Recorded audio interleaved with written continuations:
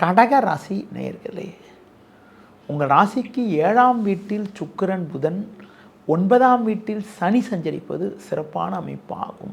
இதன் காரணமாக ஒரு வளமான பலன்களை பெறக்கூடிய ஒரு வாய்ப்புகள் உங்களுக்கு உண்டு.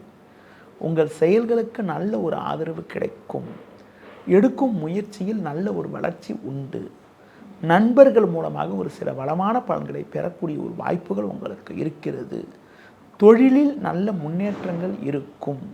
நெருங்கியவர்கள் உங்களுக்கு உறுதுணையாக இருப்பார்கள். குடும்பத்தில் கணவன் மனைவி இடையே ஒற்றுமையானது மிகவும் சிறப்பாக இருக்கும். பிறருக்கு தந்த வாக்குறுதிகளை எளிதில் காப்பாற்றக்கூடிய ஒரு பலமானது உங்களுக்கு உண்டு. உத்தியோக ரீதியாக பார்க்கின்ற பொழுது ஒரு நல்ல வளர்ச்சியை பெறக்கூடிய ஒரு நாட்களாக வருகின்ற நாட்கள் இருக்கும். வேலையாட்கள் ஒத்துழைப்பு மிக மிக சிறப்பாக இருக்கும். வெளியூர் தொடர்புகள் மூலமாக அனுகூலமான பலன்களை பெறுவீர்கள். குடும்பத்தில் நல்ல காரியங்கள் சில நடக்கக்கூடிய ஒரு வாய்ப்புகள் உண்டு.